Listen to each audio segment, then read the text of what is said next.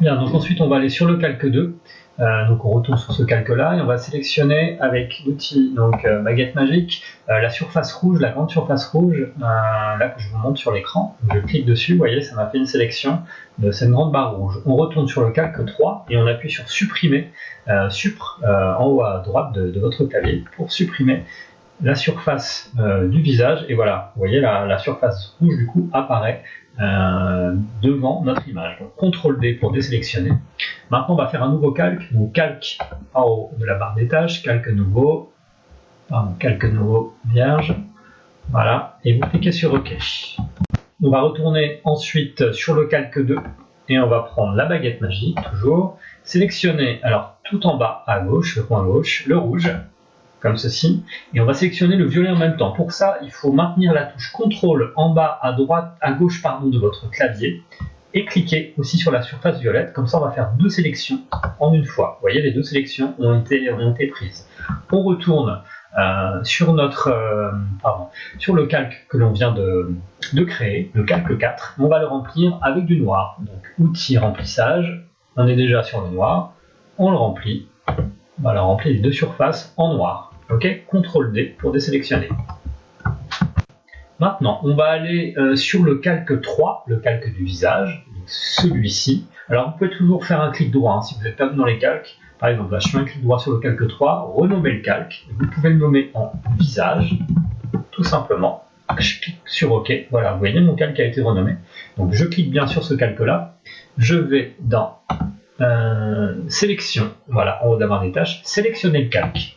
Ça m'a sélectionné donc tout le profil du visage. Ce qu'on veut en fait, c'est enlever le noir qui dépasse, on vient de faire là dans le visage, mais qui dépasse du visage. Alors pour ça, on retourne sur sélection et on clique sur inverser.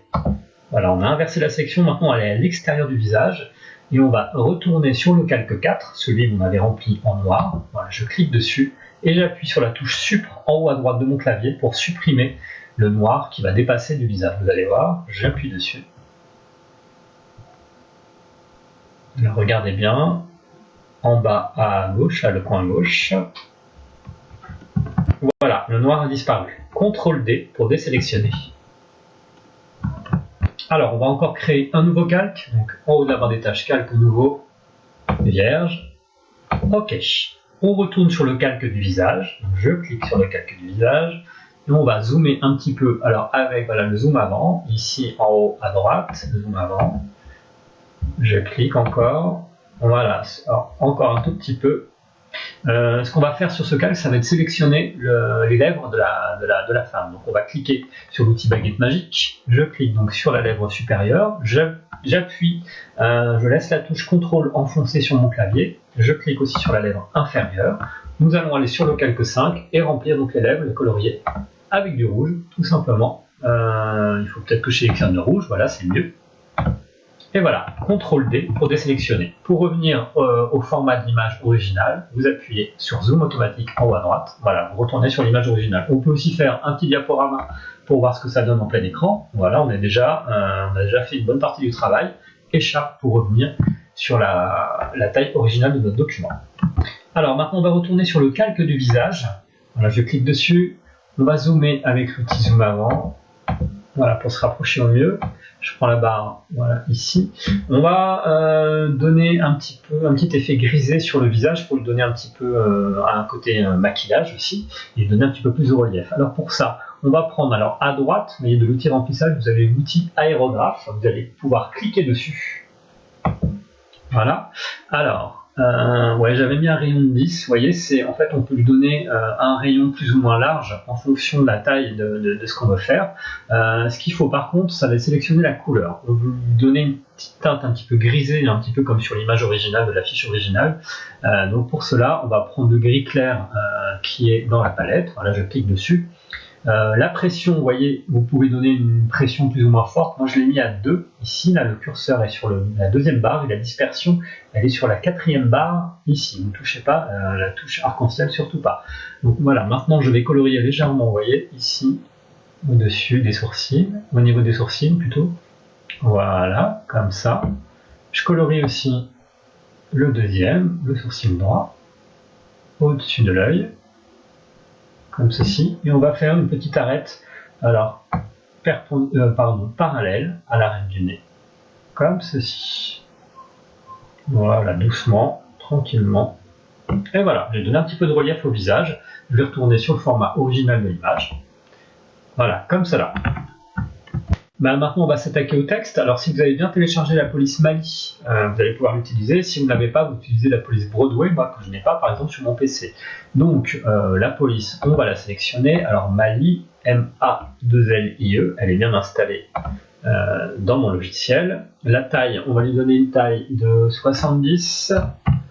On ne coche rien, gras, barré, italique, souligné, vous laissez comme ça la couleur noire. Et on va mettre donc le nom du magazine qui s'appelle Revue, R-E-V-U-E, et vous cliquez sur Entrée. Alors, vous voyez, en revanche, je me suis trompé au niveau de la taille, donc c'est pas grave, on va simplement l'agrandir. Alors, pour ça, on va déjà mettre notre calque par-dessus tous les éléments qu'on vient de faire, donc on le prend, on le met par-dessus, et on va faire un clic droit, redimensionner le calque. Donc déjà, il suffit simplement de la positionner au-dessus. Et effectivement, je m'étais trompé, c'était 270, la police et non pas 70. Alors, on fait Entrée, je double-clique dans mon calque, et je rajoute un 2, voilà, devant 70. Voilà, c'est déjà beaucoup mieux. Clic droit, redimensionner le calque, et je vais la mettre comme ceci en haut, à peu près un petit peu décalé par rapport au coin gauche, mais un petit peu plus sur le coin droit. Voilà, comme cela. Appuyez sur Entrée pour valider l'opération. On va dupliquer ce calque, vous allez comprendre pourquoi. Vous faites un clic droit sur le calque du texte, et tout en bas, cliquez sur Dupliquer. Voilà, le calque 7, c'est une duplication du calque qu'on vient de faire. On va encore faire un clic droit sur ce calque et vous allez faire convertir le texte en calque image. Cliquez dessus, vous voyez le texte, on n'a plus le T qui apparaît dans le calque, par contre, en revanche, on voit le mot revue comme une image. Donc maintenant, on va aller dans Sélection, en haut de la barre d'outils, vous faites sélectionner le calque, voilà, donc, vous voyez en surbrillance, notre mot revue est sélectionné, et on va le colorier en blanc. Donc on va prendre l'outil remplissage, sélectionner la couleur blanche dans la palette, et remplir nos lettres en blanc. Alors, il faut qu'on les fasse une par une. Voilà, le E et le R. CTRL D pour désélectionner. On va zoomer un petit peu, parce qu'on va faire une petite manipulation, un petit bricolage. Hop, je zoome encore un petit peu, et on va supprimer certaines parties de nos lettres, pour ne voir apparaître le noir en transparence par-dessous. Alors, on va enlever déjà une partie du R. Alors, il faut prendre l'outil sélection, voilà la flèche blanche, et vous prenez le rectangle ici. Donc, vous positionnez bien au niveau de la barre, et en fait, on va enlever la partie droite. Alors, il ne faut pas que je descende de trop, sinon ça va m'enlever une barre, un petit bout de la barre. Donc voilà, je fais comme ça un carré. Supprimer en haut à droite de votre clavier. Je reprends mon outil. Alors attendez, CTRL D pour désélectionner. Voilà, je vais enlever la petite partie blanche ici en bas, supprimer pour désélectionner. Même chose avec le E. On va se positionner là, ça va être plus simple. On se positionne comme ceci aussi contre. Voilà, supprimer sur le clavier en haut à droite. Pour le V, on ne va pas pouvoir le faire avec le rectangle. Alors pour l'instant, on va s'occuper du U. On le coupe simplement en deux. Vous voyez, je prends à droite la surface, je crée un rectangle à droite et je supprime la partie droite.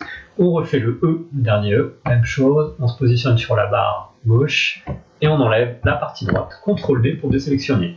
Pour enlever la partie droite du V blanche, il suffit de prendre l'outil polygone que nous avions pris tout à l'heure et se positionner sur